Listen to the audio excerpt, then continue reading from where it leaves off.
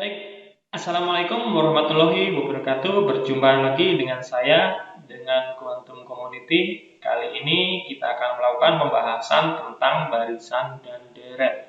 Barisan dan deret ini sangat bermanfaat sekali, terutama nanti pada ilmu ekonomi adalah kita akan bahas tentang berapakah bunga yang kita terima, berapakah bunga yang harus kita bayarkan apabila kita hutang, sehingga kalau kita mempelajari ini jangan sampai kita tergiur dengan iming-iming bunga ringan kalau kita melakukan pinjaman. Baik, sekarang kita akan bahas tentang barisan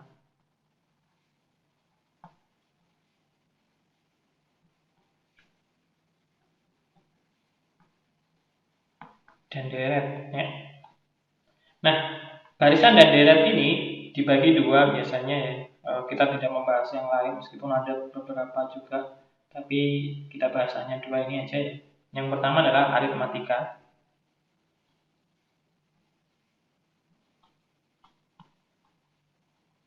Kemudian sini ada geometri. Nah, apa sih fungsinya kita membahas ini? Kalau misalkan kita dulu waktu di SD ya, kita biasanya si A menabung di sini dengan bunga berapa persen, maka setelah tahun begini bunganya berapa. Nah, umumnya jika kita ada di luar, maka yang akan kita temukan semua perhitungan-perhitungan itu menggunakan deret. Jadi tidak menggunakan matematika seperti saat kita masih di sekolah dasar. Kenapa? Karena perhitungannya adalah setelah saldo akhir bulan. Misalkan ya, ini misalkan bunganya 1% setiap bulan. Maka misalkan kita menabung 1 juta, berarti setelah 1 bulan kita akan mendapatkan uang kita menjadi 1 juta plus bunga 1% yaitu 10.000. Bulan berikutnya kita akan ditambahkan 1% dari 1.010.000. Nah, waktu di SD kan tidak. Maka perhitungan tersebut akan menggunakan ini barisan dan deret. Sehingga kita harus membedakan dulu apa bedanya aritmatika sama geometri. Manakah yang akan kita pakai nantinya jika kita melakukan perhitungan bunga, analisis ke depan, berapakah hutang yang harus kita bayarkan jika kita menggunakan analisis seperti itu. Nah, yang pertama adalah aritmatika. Apa sih aritmatika itu? Intinya adalah selisihnya yang konstan.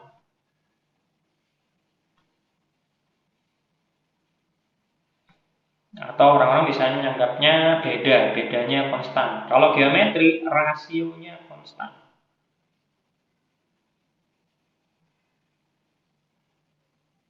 Nah, perbandingannya konstan. Gimana maksudnya? Ini selisih konstan. Artinya misalkan yang pertama angkanya 2, 4, 6, 8, dan seterusnya. 2, 4, 6, 8. 2 ke 4 nambah 2. 4 ke 6 nambah 2. 6 ke 8 nambah 2. Berarti kan selisihnya naiknya tetap 2, 2, 2. Ini adalah aritmatika. Kalau pada geometri ini sama. Kita mulai dari nomor 2 dulu. 2, kemudian 4, kemudian adalah 8, kemudian adalah 16. Nah, ini gimana berarti? Kalau tadi ini naik ke sana, dibalikkan sebenarnya 4 kurangi 2, 2. 6 kurangi 4, 2. 8 kurangi 6, 2. Selisih. Kalau geometri, ini rasio. Rasio berarti apa? Pembagian. 4 dibagi 2, 2. 8 dibagi 4, 2. 16 dibagi 8, 2. Nah, ini berarti rasio. Yang kedua dibagi yang pertama, ketiga dibagi yang kedua, dan seterusnya. Ini adalah rasio. Nah, sekarang rumusnya apa? Ini biasanya ada rumus UN sama dengan A plus min 1 kali B. Nah, apa ini? Nanti di bawah saya akan tuliskan keterangannya. Kemudian SN sama dengan N per 2 2 kali A plus min 1 kali B. Nah, UN adalah suku ke N berapa? Suku ke N, Sn adalah jumlah suku ke N. Nah, kalau yang di geometri di sini ada UN sama dengan A, R, N min 1, Sn sama dengan A, R, N min 1. Oke, per R min 1. Nah, apa ini keterangannya? Ini saya tuliskan di sini. UN itu adalah suku ke N. Nah, apa artinya? Misalkan suku ke 100, ya N-nya ini kita masukkan 100. Ini 100. Ini 100, ini 100, ini 100. Demikian juga dengan di sini ya, sama berarti. UN 100. Ini R pangkat N-nya 100 juga. Ini 100, ini 100. Misalkan kita ditanya suku ke 100. Kemudian Sn sama jumlah suku. Ya sama aja nih, kalau jumlah suku ke 100 ya tinggal kita masukkan N-nya ini 100.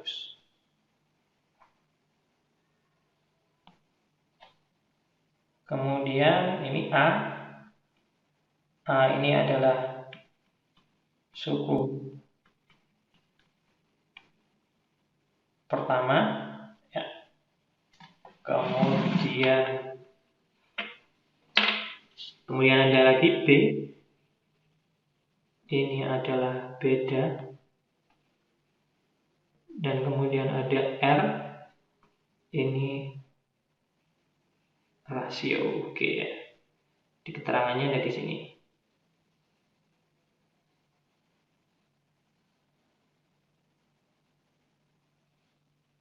Oke. Ini keterangan tentang tasnya.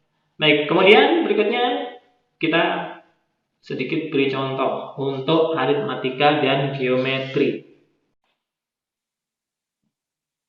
Baik, sekarang kita akan bahas contohnya. Yang pertama adalah contoh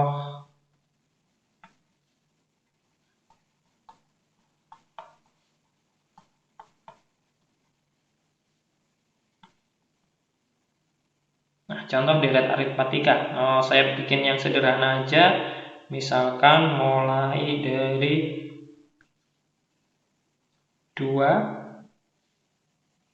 4, 6, 8. Nah, ini kan kelihatan ini ya, berarti kayak tadi ya, 4 kurangi 2, 6 kurangi 4, 8 kurangi 6, 2. Berarti bedanya 2.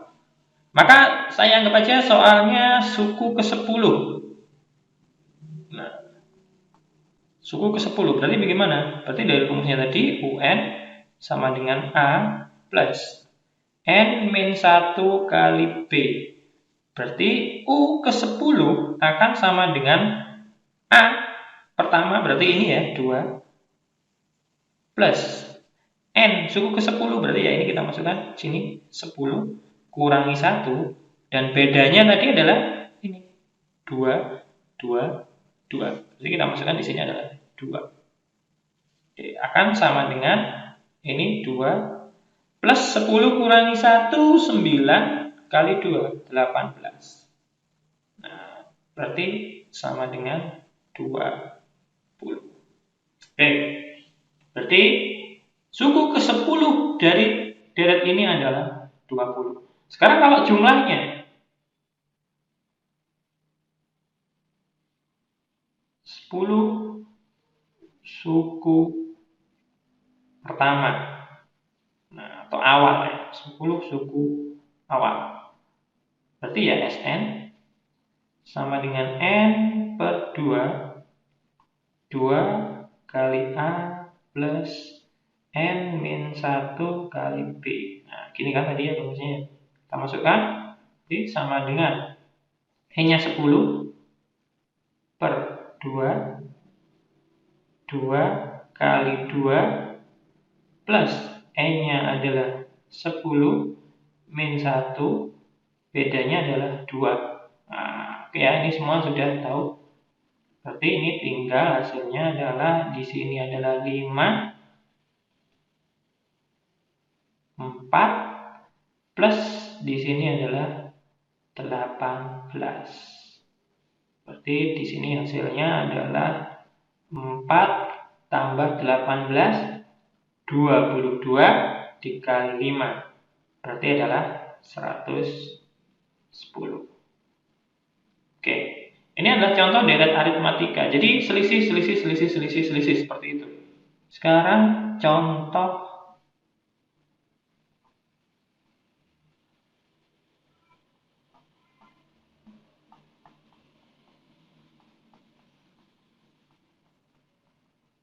deret geometrinya. Saya ambil yang sama ya dengan sebelah. 2, 4, 8, 16. Ya. Berarti 4 bagi 2, 2, 8 bagi 4, 2, 16 bagi 8, 2. Berarti di sini rasionya adalah 2. Nah, sama seperti ini ya. Ini suku ke-10, ini saya juga carikan aja suku 10. Suku ke-10. UN sama dengan A, R, N min 1 ya. Jadi suku ke-10, U10 sama dengan 2 kali 2, 10 pangkat minus 1. Berarti kan sama dengan 2 kali 2 pangkat 9. Jadi sama dengan 10, 2, 4. Oke, ini adalah suku ke-10 dari deret ini adalah 1024. Sekarang untuk jumlahnya 10 suku awal atau suku pertama ya. Nah, rumusnya adalah Sn sama dengan A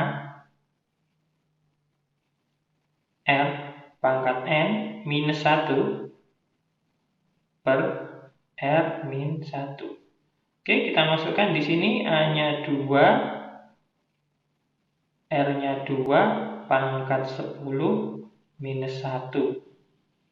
Ya. 2 minus 1. 2 pangkat 10, berarti mana tadi ini? Nah, 10, 24 dikurangi 1. Berarti di sini sama dengan 2 kali 10, 2, 3 dibagi 1. Oke ya, berarti sama dengan 24/6. Ya, ini kali 2, 24/6. Baik, sampai di sini contohnya. Untuk penerapan, nanti ini bisa diterapkan biasanya untuk perhitungan bunga bank, kemudian jumlah bunga pinjaman. Jadi saya tetap menyarankan meskipun kita sudah mempelajari ini, jangan sampai tertipu dengan namanya bunga ringan, bunga rendah. Sepertinya hanya 1% setiap bulan, tapi kenyataannya yang kita bayarkan tidak seperti itu, karena memang perhitungannya beda. Kenapa? Karena menggunakan deret seperti ini. Tetap saya sarankan hindari bunga, hindari hutang. Usaha dengan kemampuan sendiri. Semoga bermanfaat. Terima kasih. Assalamualaikum warahmatullahi wabarakatuh.